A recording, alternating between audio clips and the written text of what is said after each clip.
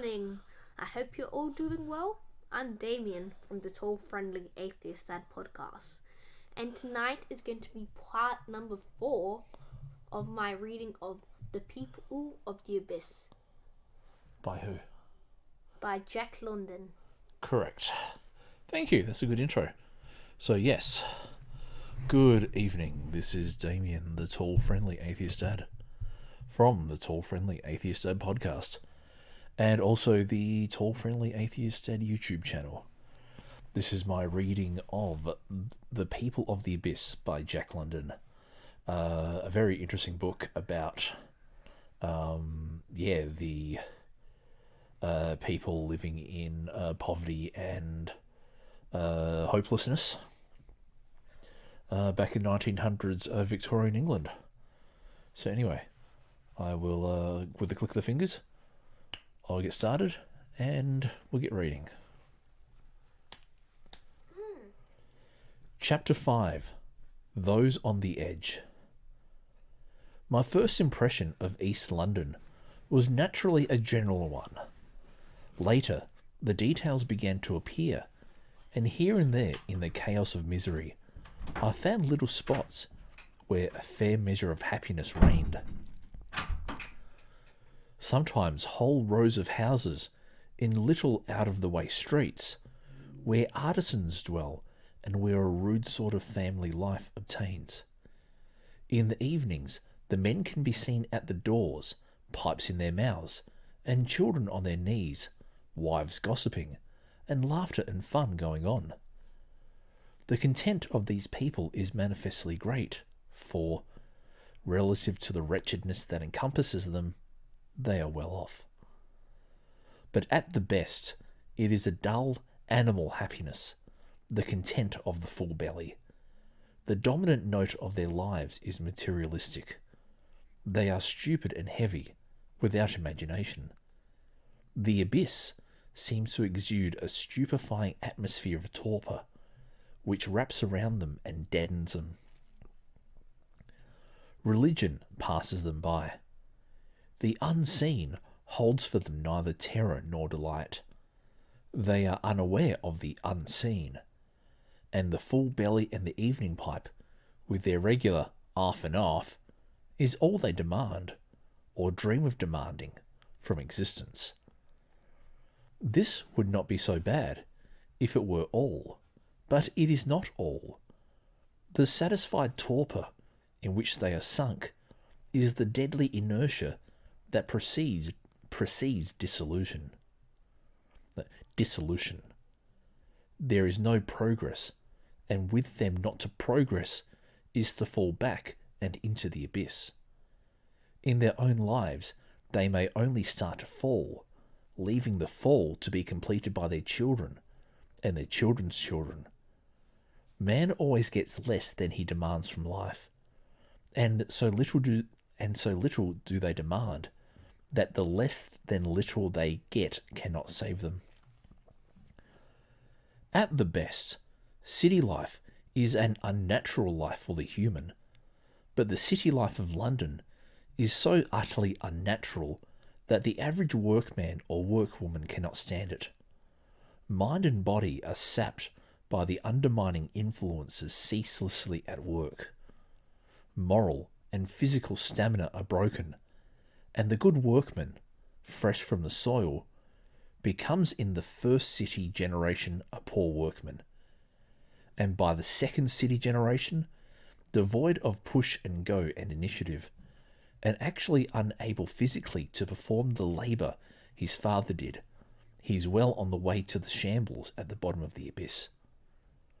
If nothing else, the air he breathes, and from which he never escapes, is sufficient to weaken him mentally and physically, so that he becomes unable to compete with the fresh virile life from the country hastening onto London town to destroy and be destroyed.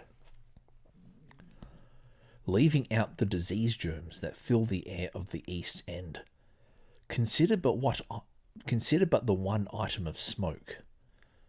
Sir William Thistleton Dyer, curator of Kew Gardens, has been studying smoke deposits on vegetation, and according to his calculation, no less than 6 tons of solid matter, consisting of soot and tarry hydrocarbons, are deposited every week on every quarter of a square mile in and about London.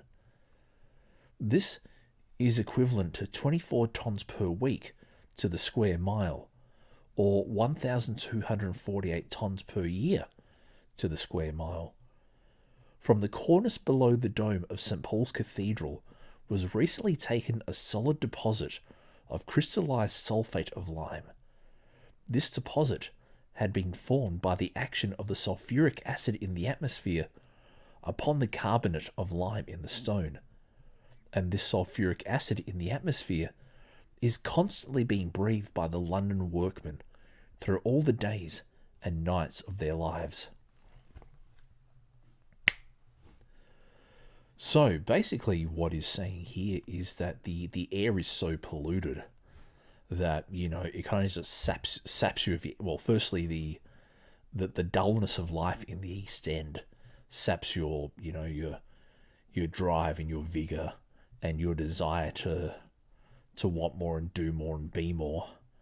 Especially if you're a second generation. So typically people from outside of London move in, because London is the big smoke, the big city where, you know, things happen. And but the problem is if you don't have much to start with, by the time the second generation comes, they will have even less.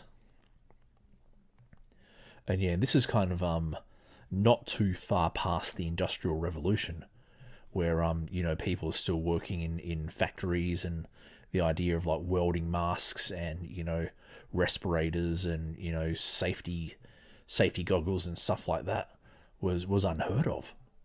You know, it's just the captains of industry needed a job done. They needed people to work, give them a bit of money, done. You know, they'll risk their life and their livelihoods and their health to get the job done. Anyway, back to the book. It is incontrovertible that the children grow up into rotten adults, without virility or stamina, a weak-kneed, narrow-chested, listless breed that crumples up and goes down in the brute struggle for life, with the invading hordes from the country. The railway men, carriers, omnibus drivers, corn and timber porters, and all those who require physical stamina, are largely drawn from the country, while in the Metropolitan Police there are roughly 12,000 country-born as against 3,000 London-born. So one is forced to conclude that the abyss is literally a huge man-killing machine. And when I pass along the little out-of-the-way streets, with the full-bellied artisans at the door, I am aware of a greater sorrow for them than for the 450,000 lost and hopeless wretches dying at the bottom of the pit. They, at least, are dying. That is the point. While these have yet to go through the slow and preliminary pangs, extending through 2 and even 3 generations. And yet the quality of the life is good. All human potentialities are in it. Given proper conditions, it can live through the centuries, and great men, heroes and masters, spring from it, and make the world better by having lived. I talked with a woman who was representative of that type, which has been jerked out of its little out-of-the-way streets, and has started on the fatal fall to the bottom. Her husband was a fitter and a member of the Engineers Union. That he was a poor engineer was evidenced by his inability to get regular employment. He did not have the energy and enterprise necessary to obtain or hold a steady position. The pair had 2 daughters, and the 4 of them lived in a couple of holes called rooms by courtesy, for which they paid 7 shillings per week. They possessed no stove, managing their cooking on a single gas ring in the fireplace. Not being persons of property, they were unable to obtain an unlimited supply of gas, but a clever machine had been installed for their benefit. By dropping a penny in the slot, the gas was forthcoming, and when a penny's worth had forthcome, the supply was automatically shut off. "A penny gone in no time," she explained, "and the cooking not half done." Incipient starvation had been their portion for years. Month in and month out, they had arisen from the table able and willing to eat more.